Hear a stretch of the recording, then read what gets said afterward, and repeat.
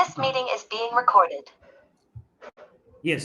तो तीसरे श्लोक तक हमने देखा कि धृष्टद्युम्न का नाम पहले लिया दुर्योधन ने जब उसने दूसरी सेना के बारे में महिमागान चालू किया या कंसर्न दिखाना चालू किया, जबकि धृष्टद्युम्न एक कोई बहुत महान योद्धा नहीं थे और द्रोणाचार्य के सामने तो कुछ भी नहीं थे, है ना। क्यों? क्योंकि वो गुरु की गलतियों का इंगित करने के लिए। यहां पर उसके बाद में चौथे श्लोक में वो दूसरे योद्धाओं का नाम ले रहे हैं। वो कौन कौन से योद्धा हैं? युयुधान, विराट, द्रुपद, ये सब महारथी हैं, है ना। और ये जो महारथी हैं इनकी तुलना दुर्योधन किससे कर रहे हैं?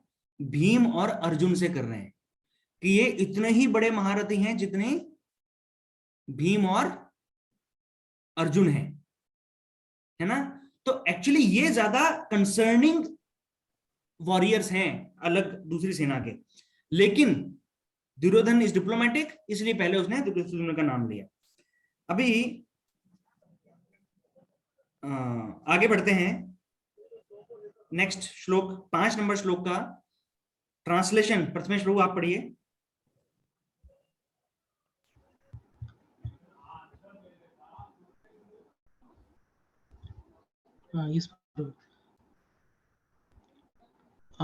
इनके साथ ही दृष्टकेतु, चेकितान, काशीराज, पुरुजित, कुंती भोज तथा शैब्य जैसे महान शक्तिशाली योद्धा भी है। तो भीम और अर्जुन के समान तो पहले के श्लोक में है, और थोड़े से उनसे कम बट फिर भी बहुत शक्तिशाली योद्धा कौन थे? ये पुरुजित, कुंती भोज और ये सब। अभी इनमें से कुंती भोज जो है वो कौन है? वो कुंती महारानी के पिताजी हैं, ठीक है, कुंती भोज राजा। तो ठीक है, आगे बढ़ते हैं। ये सब नाम ही हैं जो दूसरी पांडवों की सेना में जो जो युद्ध करने आए हैं साथ में। शीतल माता जी, नेक्स्ट श्लोक ट्रांसलेशन प्लीज। यस प्रभु जी। पराक्रमी युधामन्यु, अत्यंत शक्तिशाली उत्तमौजा, सुभद्रा का पुत्र तथा द्रौपदी के पुत्र, ये सभी महारथी है। हाँ जी, तो सुभद्रा के पुत्र कौन है? अभिमन्यु, है ना। अर्जुन और सुभद्रा के जो पुत्र थे अभिमन्यु, और वो युधामन्यु अलग हैं। और द्रौपदी के पुत्र तो जो पांडवों के बेसिकली पांडवों के पुत्र नहीं बोला है, द्रौपदी के पुत्र बोला है, क्योंकि पांच पांडव द्रौपदी के 5 हस्बैंड, 5 पति थे ना, तो सब पतियों से एक एक संतान थी उनको, तो 5 उनके पुत्र थे द्रौपदी के। वो 5 पुत्र भी इस सेना में हैं, तो उनका यहाँ पे नाम लिया जा रहा है। और ये 5 वही हैं जिनका अश्वत्थामा ने रात को सोते समय वध कर दिया था दुर्योधन के हारने के बाद। जब भीम ने दुर्योधन को उसमें हरा दिया था, उसके बाद में जब अश्वत्थामा उनका प्रतिशोध लेने आए थे तो उन्होंने सोते हुए क्षत्रियों को मार दिया था, ठीक है। तो ये वो हैं, ठीक है। आगे बढ़ते हैं। Abhijit Prabhu, can you read 7th verse translation? Yes प्रभु। किंतु हे ब्रह्मानंद श्रेष्ठ, आपकी सूचना के लिए मैं अपनी सेना के उन नायकों के विषय में बताना चाहूँगा जो मेरी सेना को संचालित करने में विशेष रूप से निपुण है। हाँ, तो अभी देखिए श्लोक क्रमांक 6 तक दुर्योधन ने दूसरी सेना के योद्धाओं का नाम लिया, क्योंकि उसको एक्चुअली में डर लग रहा था, एक्चुअली में ही वाज कंसर्न्ड, उसको चिंता थी कि इतनी बड़ी, हालांकि पांडवों की सेना कौरवों की सेना के तुलना में छोटी थी, परंतु उनकी रचना ऐसी थी और इतने बड़े बड़े योद्धा उसमें थे कि दुर्योधन को थोड़ा टेंशन हुआ युद्ध के पहले, और उन्होंने नाम लेना शुरू किया और सबसे पहले धृष्टद्युम्न का और द्रोणाचार्य के पास में पहले गए। अभी दुर्योधन को लग रहा है कि मैंने दूसरी सेना के गुणगान को ज्यादा ही कर दिया है, तो मेरे सेना का मनोबल कम ना हो जाए, इसके लिए उसने रियलाइज किया कि नहीं, अभी मैं अपनी सेना के बारे में भी कुछ तो बोलना चाहिए ताकि इनका मनोबल बढ़े। तो ये बोल रहे हैं, इसलिए ये श्लोक आता है, यहाँ पे बोलते हैं ये कि किंतु हे ब्राह्मण श्रेष्ठ, क्योंकि अभी तक वो द्रोणाचार्य को ही एड्रेस कर रहे हैं ना। तो हे ब्राह्मण श्रेष्ठ, चिंता की बात नहीं है, हमारे पास भी बहुत अच्छे अच्छे योद्धा हैं। तो पहले तो उनको जाके दोष इंगित किए और फिर उनको दूसरी सेना के बारे में बताया, और अभी अपनी सेना के बारे में बताने का प्रयास कर रहे हैं। अब कौन कौन है अपनी सेना में? अब देखो यहाँ पे फिर से दुर्योधन का जो पॉलिटिकल नेचर, राजनीति। भवान भीष्मश्च कर्णश्च कृपश्च समितिंजयः। अभी कौरवों की सेना में सबसे सीनियर, सबसे वरिष्ठ जो योद्धा हैं, जो सबके लिए पूजनीय हैं, वो कौन है? भीष्मदेव, है ना। वो सबसे बड़े हैं पूरे हस्तिनापुर में, और इस संसार के सबसे निपुण, सबसे शक्तिशाली क्षत्रिय योद्धा हैं। ऐसे योद्धा जिन्होंने भगवान परशुराम को भी युद्ध में हरा दिया था, ऐसे योद्धा हैं भीष्मदेव, है ना। और तो एक तो वो सबसे शक्तिशाली योद्धा है, और ऊपर से पूरे कौरव वंश के सबसे सीनियर हैं वो। शांतनु महाराज के बाद में सबसे बड़े हैं कौन? भीष्मदेव ही हैं। तो वो दोनों तरफ से रिस्पेक्टफुल हैं, है ना। रिस्पेक्ट, दोनों तरफ से उनको रिस्पेक्ट मिलता है, और वो बहुत अच्छे धर्मज्ञ, धर्म के ज्ञाता, सबके प्रति समभाव रखने वाले, राज्य को तरीके से संचालन नियंत्रण करने वाले। वास्तव में पूरे राज्य का जो राजकाज है वो भीष्म पितामह बहुत अच्छे से, निपुणता से अपने हाथ में रख के चलाते थे, बहुत सारे डिपार्टमेंट्स। राजा कहने के लिए धृतराष्ट्र थे या विचित्रवीर्य और ये सब जो इसके पहले की पीढ़ी में भी थे, परंतु बहुत सारा कार्यभार, बहुत सारा प्रतिनिधित्व, उत्तरदायित्व भीष्म पितामह ने संभाला हुआ था, क्योंकि वो बहुत ही निपुण, बहुत ही एक्सपर्ट एडमिनिस्ट्रेटर थे। तो सब तरह से he is very extremely respected personality. तो जब दुर्योधन को चूज करना था कि मैं सबसे पहले किसके बारे में गुणगान करना शुरू करूं या किसके पास जाऊं, तो उसने कैलकुलेशन की अपने मन में कि देखो, द्रोणाचार्य के पास पहले जाऊंगा तो भीष्म पितामह नाराज हो जाएंगे, भीष्म पितामह के पास जाऊंगा तो द्रोणाचार्य नाराज हो जाएंगे कि मुझे ये नहीं दिया ना, मुझे रेस्पेक्ट नहीं दिया। तो उस कैलकुलेशन में उसने निष्कर्ष निकाला था कि देखो, द्रोणाचार्य तो ब्राह्मण है, तो ब्राह्मणों को तो भीष्म पितामह भी बहुत रेस्पेक्ट देंगे ही देंगे। तो अगर मैं द्रोणाचार्य के पास पहले जाके बात करूंगा तो भीष्म पितामह बुरा नहीं मानेंगे, है ना। लेकिन भीष्म के पास में पहले गया तो द्रोणाचार्य को बुरा लग सकता है, क्योंकि एज ए गुरु द्रोणाचार्य गुरु हैं, है ना। तो इस तरह से उसने ये मैथमेटिक्स की। दूसरा, अभी भीष्म के साथ में उसने कर्ण का नाम लिया है इस श्लोक में। इसका ट्रांसलेशन कौन पढ़ेगा? 8 नंबर का श्लोक है। हाँ मम्मी जी आप पढ़िए, माय मदर के नाम। अच्छा।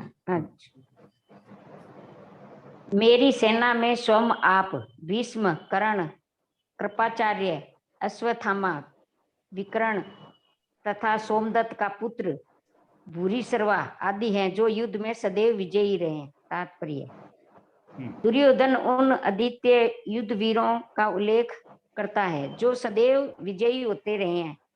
विकर्ण दुर्योधन का भाई है, अश्वत्थामा द्रोणाचार्य का पुत्र है, और सोमदत्ती या भूरिश्रवा ब्राह्मणों के राजा का पुत्र है। कर्ण अर्जुन का आधा भाई है, क्योंकि वह कुंती के गर्भ से राजा पांडु के साथ विवाहित होने के पूर्व उत्पन्न हुआ था। कृपाचार्य की जुड़वा बहन द्रोणाचार्य को ब्याही थी।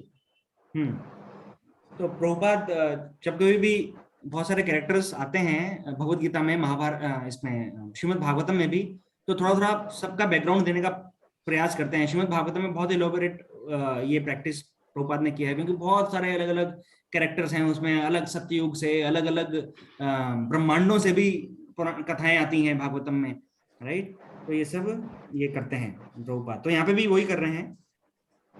तो इसमें प्रभुपाद बता रहे हैं दुर्योधन उन अद्वितीय युद्ध वीरों का उल्लेख करता है। तो ये जो थे इस पूरे ये इस श्लोक में जिनके नाम आए हैं और आगे भी जिनके आने वाले हैं, ये सबसे महत्वपूर्ण योद्धाओं के नाम दुर्योधन अभी ले रहे हैं, क्योंकि इससे पहले उन्होंने क्या बोला है कि भाई हमारी सेना में भी बहुत बड़े बड़े महानायक हैं, है ना। तो ये कौन कौन है?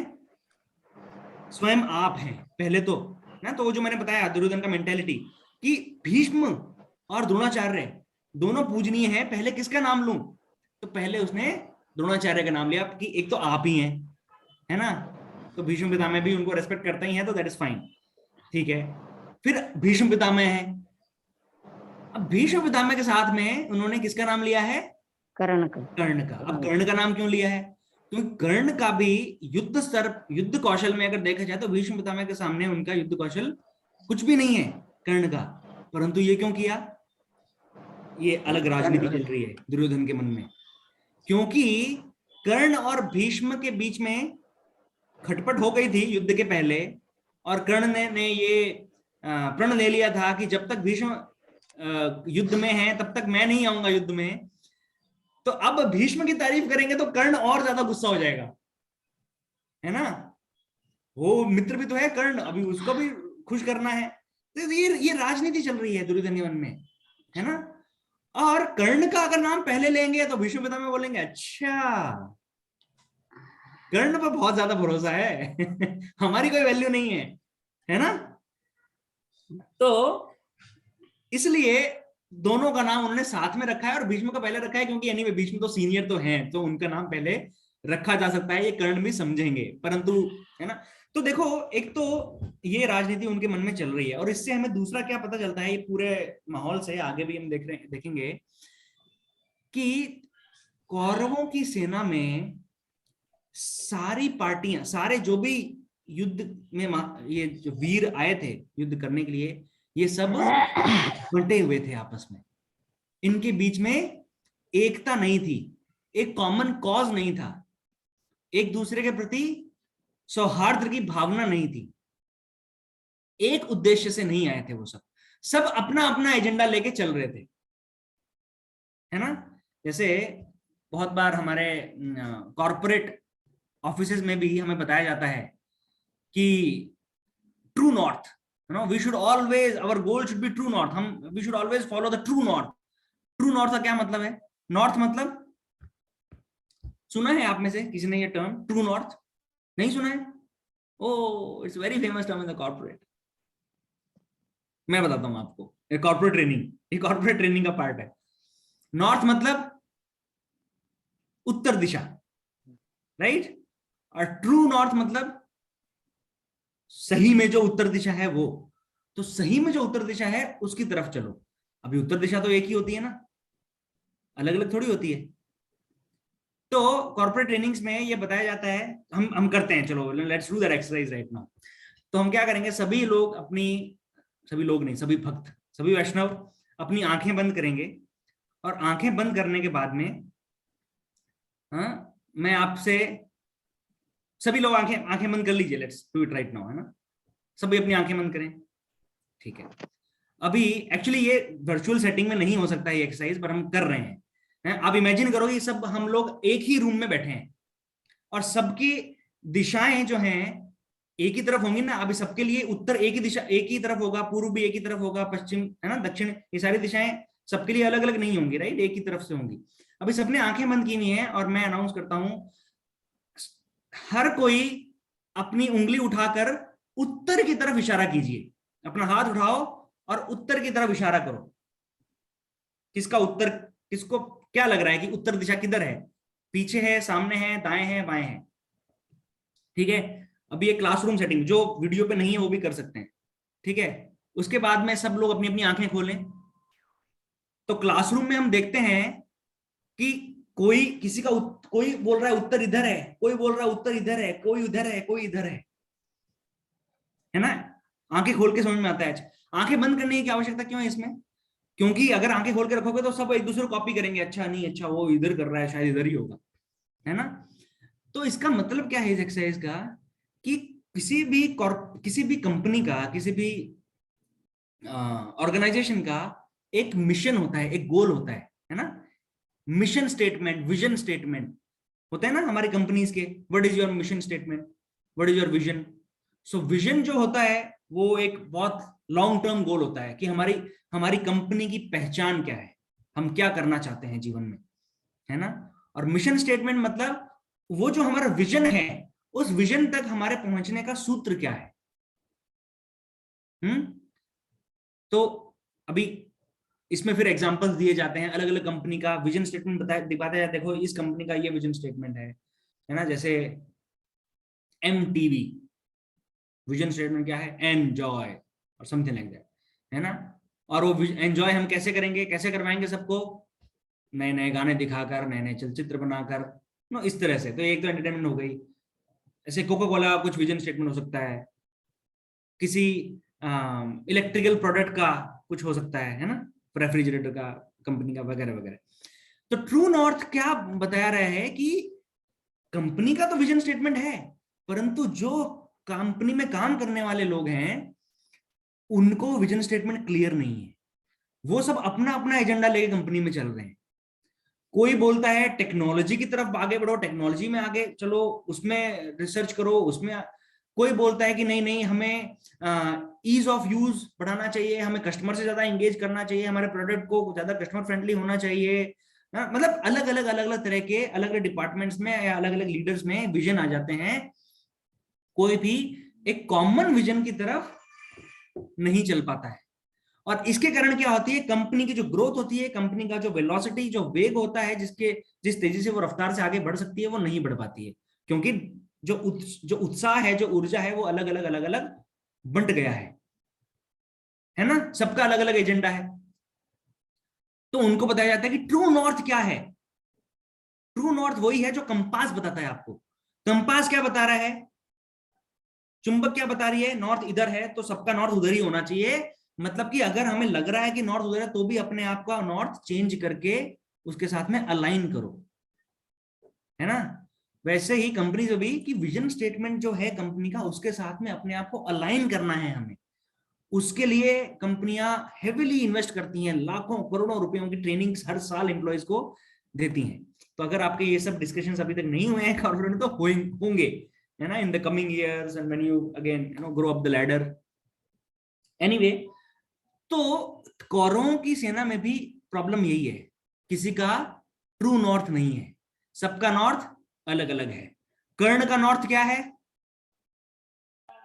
या तो अर्जुन या मैं। वो सिर्फ एक ही बात को लेकर लड़ रहा है युद्ध, कि मुझे अर्जुन को मारना है, या तो अर्जुन मरेगा या मैं मरूंगा। उसको और किसी बात से कोई चिंता नहीं है। दुर्योधन क्यों लड़ रहा है, कि राज्य में से कुछ भी जाना नहीं चाहिए, पूरा राज्य मुझे मिलना चाहिए। भीष्म पितामह क्यों युद्ध कर रहे हैं, कि भाई हस्तिनापुर के जो राजगद्दी है उसका संरक्षण मेरा कर्तव्य है, मैंने प्रण लिया है। तो यहाँ पे कोई भी बैठा हो, कोई भी राजा हो, मुझे उसकी तरफ से लड़ना है, जबकि उनका मन नहीं है लड़ने का, है ना। द्रोणाचार्य क्यों युद्ध कर रहे हैं, कि भाई जब मेरा बुरा समय था तब उन्होंने मुझे एम्प्लॉयमेंट दिया, मैंने इनसे वेतन लिया है, तो मैं विरुद्ध मुझे नहीं जाना चाहिए। सबका अलग अलग एजेंडा है ना। लेकिन पांडवों में एकता है। वो एकता कैसे आई है, हम किस लिए युद्ध कर रहे हैं, क्योंकि भगवान कृष्ण का आदेश है, इसलिए हम युद्ध कर रहे हैं। दैट्स इट, और कोई कारण नहीं। भगवान कृष्ण के वचन की सेवा भगवान कृष्ण की सेवा के बराबर है। इसी प्रकार भगवान कृष्ण के भक्तों की सेवा भी भगवान कृष्ण की सेवा के बराबर है। एक्चुअली बराबर नहीं है, सर्वोपरि है, उससे ज्यादा इंपॉर्टेंट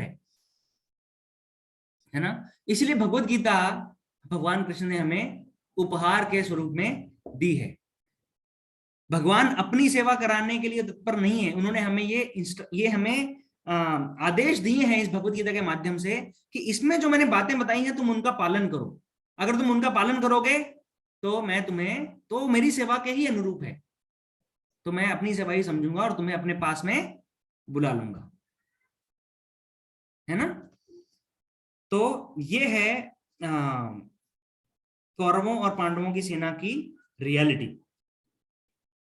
अब यहाँ पे ठीक है, तो भीष्म और कर्ण का साथ में नाम लिया गया है, और कृपाचार्य अगेन ये द्रोणाचार्य को असिस्ट करते थे, ये भी एक गुरु ही थे, शिक्षा गुरु सबके। और द्रोणाचार्य की कृपाचार्य की बहन का विवाह द्रोणाचार्य के साथ में हुआ था। ओके, अब एक और है इसमें इंपॉर्टेंट, अश्वत्थामा तो है द्रोणाचार्य के बेटे हैं। और अगेन अश्वत्थामा एक अच्छे योद्धा थे बहुत। उनके सर में मणि थी जन्म से, और उस मणि के प्रभाव से बहुत पावर थी उनके पास में, दिव्य शक्तियां थी इनके पास में बहुत। अभी विकर्ण कौन है? विकर्ण जो है ये कोई बहुत बड़े योद्धा नहीं थे, बहुत इंपॉर्टेंट एलिमेंट नहीं थे ये कौरवों की सेना के, परंतु उनका नाम दुर्योधन ने यहां पर डाला है। वो क्यों डाला है? ये भाई हैं दुर्योधन के, तो 100 जो भाई हैं उनमें से एक जो है विकर्ण है, कौरव है ना। तो वो इनका नाम क्यों लिया गया है? क्योंकि पूरी जो कौरवों का ये जो असत सभा थी, जब जिसमें द्रौपदी को खींच कर लाया गया था और उनका चीरहरण करने का प्रयास किया जा रहा था, उस असत सभा में सब लोग चुप थे, कोई कुछ नहीं कर पा रहा था। एक विकर्ण थे जो अकेले थे उस पूरी सभा में, जिसमें हजारों की संख्या में क्षत्रिय बैठे थे। एक विकर्ण ने अपनी आवाज उठाई थी उस सभा में द्रौपदी के लिए कि नहीं, ये गलत हो रहा है, ये नहीं होना चाहिए। हालांकि प्रभाव उसका कुछ हुआ नहीं, क्योंकि अकेले थे और छोटे थे सबसे, और इनको किसी ने सुना नहीं, इनको दबा दिया वहीं पे। परंतु अकेले थे वो ऐसे जो द्रौपदी के पक्ष में बोले थे उस सभा में। तो अब दुर्योधन को यह भी चिंता है कि भाई अपने सेना में भी ऐसे लोग हैं जिनका सॉफ्ट कॉर्नर है पांडवों के लिए, तो उसका नाम भी इसलिए डाला है कि वो भी खुश रहें, विकर्ण भी खुश रहना चाहिए। नहीं तो वो उसको नाराज कर दिया तो वो जाके पांडवों की सेना में मिल जाएगा, कभी उसका दिमाग पलट जाएगा पता नहीं, है ना। और अगर वो उधर चला गया शत्रु के कैंप में, तो फिर हमारे लिए हो सकता है हमारे सीक्रेट्स उनको पता चल जाए, हमारी व्यू रचना पता चल जाए, या जो भी है ना। any loss is a big loss, any loss can be a big loss in the war। तो इसलिए इनका नाम लिया जा रहा है। ठीक है, आगे बढ़ते हैं। अन्य च बहवः शूरा मदर्थे तक्त जीवितः नाना शस्त्र प्रहरणाः सर्वे युद्ध विशारदाः। किसने नहीं पढ़ा है अभी तक? पूजा माता जी, आप पढ़ना चाहते हैं? You have Hindi Bhagavad Gita with you? प्रभु जी मेरे पास अभी है नहीं, तो ओके, हाँ, नो प्रॉब्लम, अभी अवेलेबल होने के बाद then I will start. No problem. ठीक है, तो अभी वापस जाते हैं प्रथमेश प्रभु के पास। हाँ, प्रथमेश प्रभु, इसका आप पढ़िए अर्थ और तात्पर्य। भावार्थ, ऐसे अन्य वीर भी है जो मेरे लिए अपना जीवन त्याग करने के लिए उद्यत है। वे विविध प्रकार के हथियारों से सुसज्जित है और युद्ध विद्या में निपुण है। तात्पर्य, देखिए जहां तक अन्यों का यथा एक मिनट, हाँ प्रथमेश प्रभु, जस्ट गिव मी 1 मिनट। हाँ, तो ये उन्होंने पहले के नाम लिए, इसके बाद में एक और नाम उन्होंने क्या लिया है, मतलब ये क्या बता रहे हैं, और इसके अलावा भी और बहुत सारे हैं, बहुत सारे हैं अन्य, इनके अतिरिक्त। शूरा, जो शूरवीर हैं। मद अर्थ है मतलब मेरे लिए, मद मतलब मैं, अर्थ मतलब मेरे लिए। त्यक्त जीविता, अपने प्राण न्योछावर करने को तैयार हैं, मेरे लिए अपने प्राण देने को तैयार हैं। ऐसे अन्य असंख्य शूरवीर हमारी सेना में भी हैं। और नाना शस्त्र प्रहरणाः सर्वे युद्ध विशारदाः। तो इसके लिए हमारे आचार्य लिखते हैं, स्पेशली शिला विश्वनाथ चक्रवर्ती ठाकुर बताते हैं कि जो दुर्योधन ने बोला है ना कि मेरे लिए प्राण न्योछावर करने को तैयार हैं, वो एक्चुअली अपनी ही भविष्यवाणी कर रहा है दुर्योधन। क्योंकि इनके प्राण सही में न्योछावर ही होने वाले हैं, ये सब मरने वाले हैं, तो दुर्योधन अपनी ही भविष्यवाणी कर रहा है ना। ये विश्वनाथ चक्रवर्ती ठाकुर बताते हैं। हाँ, पढ़िए प्रथमेश प्रभु तात्पर्य।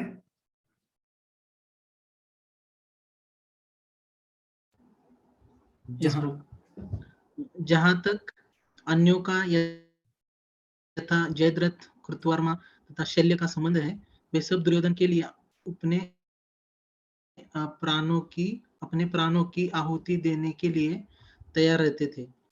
दूसरे शब्दों में यह पूर्व निश्चित है कि वे पापी दुर्योधन के दल में सम्मिलित होने के कारण कुरुक्षेत्र के युद्ध में मारे जाएंगे। निसंदेह अपने मित्रों की संयुक्त शक्ति के कारण दुर्योधन अपनी विजय के प्रति आश्वस्त था।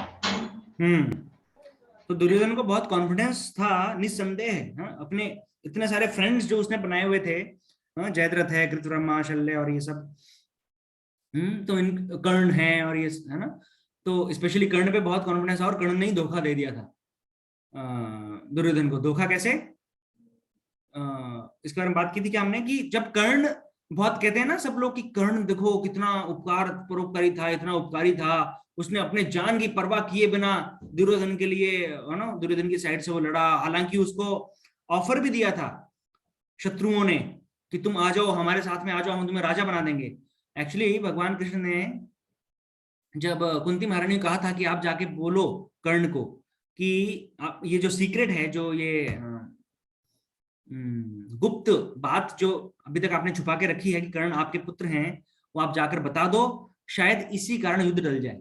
तो पहले भगवान कृष्ण शांति दूत बनकर गए थे हस्तिनापुर में, तब भी कर्ण ने दुर्योधन को बोल के कहा कि इनको बंदी बना लेते हैं और ये करते हैं तो पांडव जो हैं वो क्षीण हो जाएंगे, कृष्ण को हमने पकड़ लिया तो बंदी बना लिया तो ये सब उन्होंने बोला। अल्टीमेटली भगवान कृष्ण ने वहां से निकले, जो अपना आंशिक विश्वरूप उन्होंने दिखाया, सबको उन्होंने डांट लगाई और फिर भगवान कृष्ण जब वहां से निकले, तब भी भगवान कृष्ण ने कर्ण को अलग से बुला के कहा था कि कर्ण, अगर तुम चाहते हो तो युद्ध रुक सकता है, सिर्फ अगर तुम मना कर दोगे ना युद्ध करने से, तो दुर्योधन का मनोबल कम हो जाएगा, वो युद्ध के लिए सोचेगा कि युद्ध नहीं करना ही उचित है, और इतने सारे क्षत्रियों की जान नहीं जाएगी, इतना रक्तपात नहीं होगा।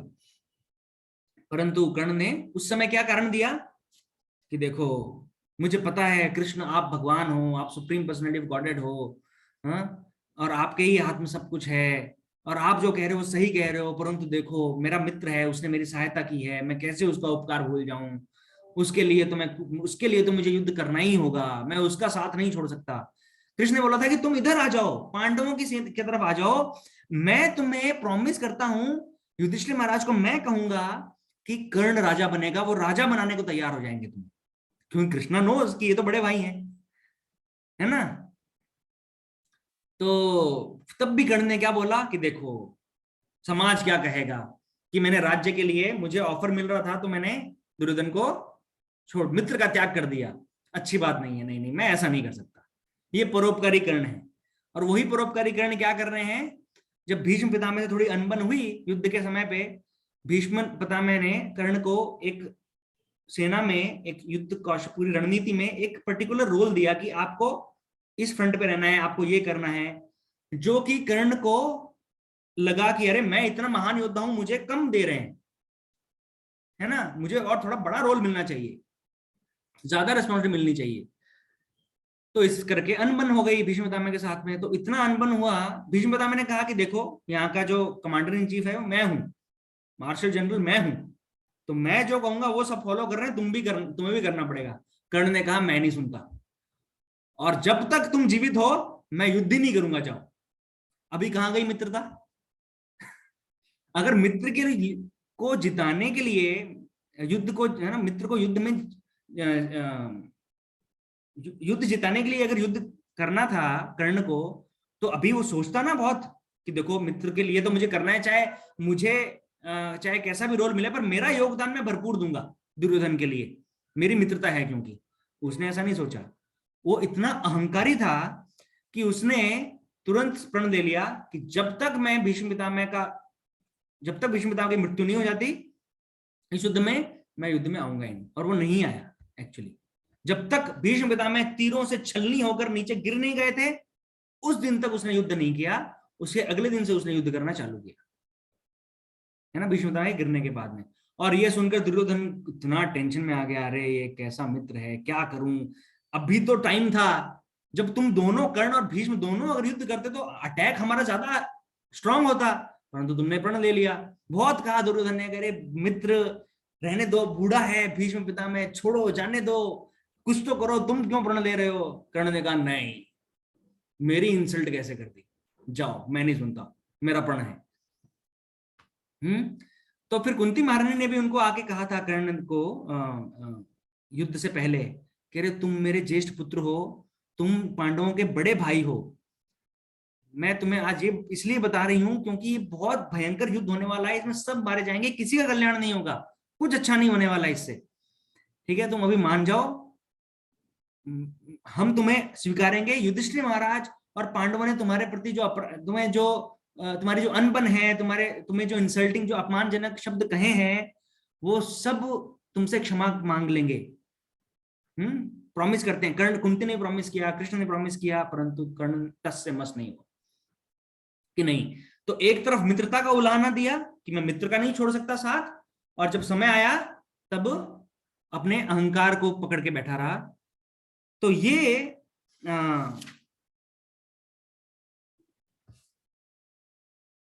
ये रियलिटी थी यहाँ के योद्धाओं की, है ना। तो ये बंटे हुए थे आपस में, और यहीं पे इसी को हिंट कर रहे हैं प्रभुपाद कि इनका मरना तो सुनिश्चित ही था। तो दुर्योधन ने अपनी भविष्यवाणी खुद ही कर दी यहाँ पर, है ना। तो ये एक और श्लोक पढ़ लेते हैं, या कितने बज गए? ओ 7:10 हो गए, नहीं भी रहने देते हैं। I need to stop here, आज थोड़ा जल्दी समाप्त करते हैं। अगले सत्र में हम 10वें श्लोक से शुरू करेंगे। तो ये 11वें नंबर श्लोक तक का ये था। दुर्योधन का जो राजनीतिक व्यवहार है ये यहाँ तक दर्शाता है। हो गया है ये भी। आगे के सत्र में हम 3-4 श्लोक और ले लेंगे आगे, ठीक है। बहुत बहुत धन्यवाद। किसी को कोई प्रश्न है?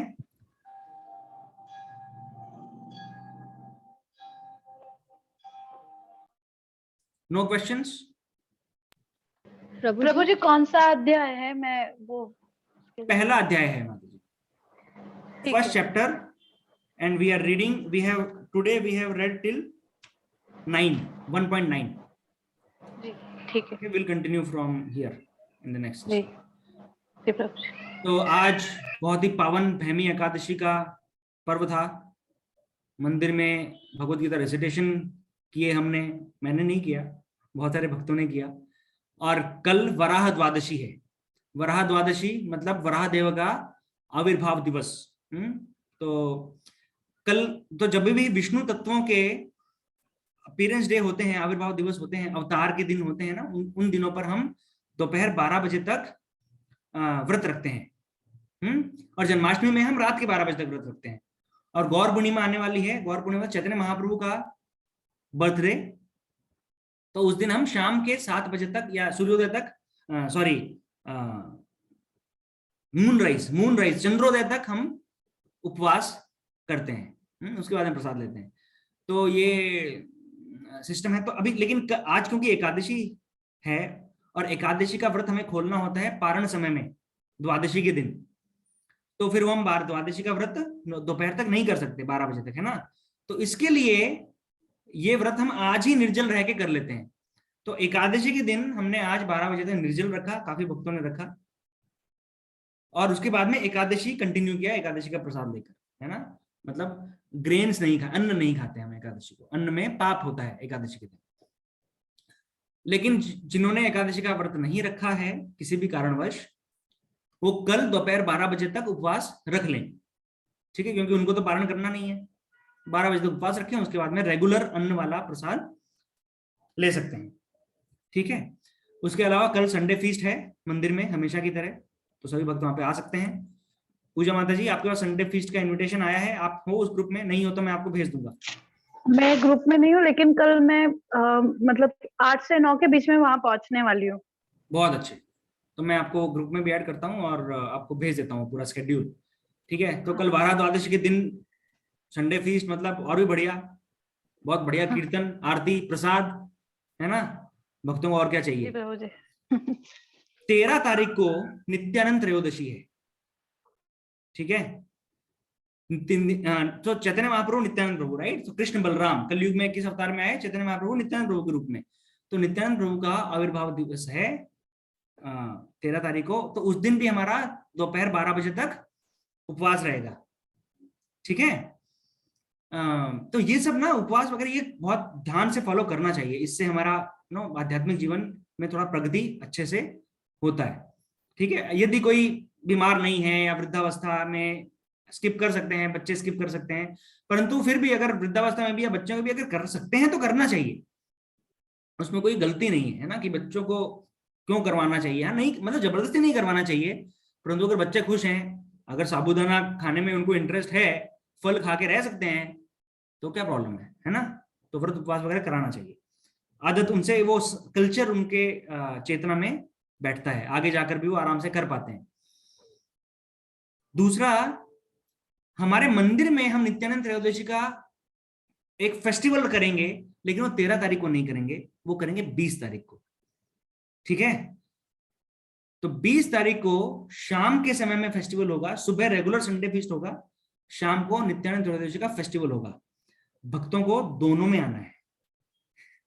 ठीक है, ऐसा नहीं कि अब तो शाम को तो जाना ही है तो सुबह स्किप करते हैं, नहीं, सुबह रेगुलर प्रोग्राम करना है, भक्तों के साथ बैठ के मंदिर में जप करना है, आरती करनी है, सब करना है, और शाम को फिर सब लोगों को, सब भक्तों को आना है। एंड शाम के प्रोग्राम के लिए आप अपने परिवारजनों को, मित्रों को, सोसाइटी में कि जिसको भी आप कल्टीवेट करना चाहते हैं, या जिन भी भक्तों ने जो भी आपके कॉन्टैक्ट्स हैं, उन्होंने है ना कुछ जन्माष्टमी में कुछ सेवा दी है, डोनेशंस दिए हैं, कुछ भी है ना, जो एक उनको कृष्ण भक्ति से जोड़ने के लिए, भगवान से कनेक्ट करने के लिए, ये सबको आप आमंत्रित कीजिए, क्योंकि ये बड़ा फेस्टिवल है। 500-700 भक्तों का अरेंजमेंट किया जाएगा प्रसाद के लिए। ठीक है, so everyone should come and special feast will be there. तो 2 पार्टी है 20 को संडे को।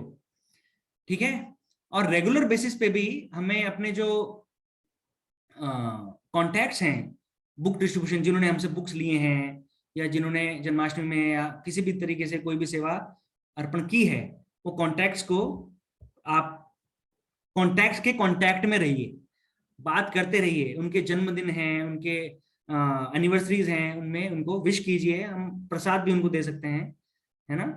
तो ये सब करना चाहिए धीरे धीरे, क्योंकि वो उनका आध्यात्मिक जीवन भी शुरू होता है, ये हमारा कर्तव्य है ना।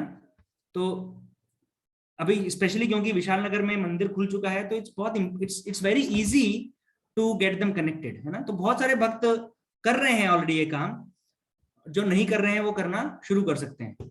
ठीक है, चलिए, बहुत बहुत धन्यवाद। श्रीमद् भगवद गीता की जय, श्रील प्रभुपाद की जय, निताय गौर प्रेमानंदे, हरि हरि हरि बोल।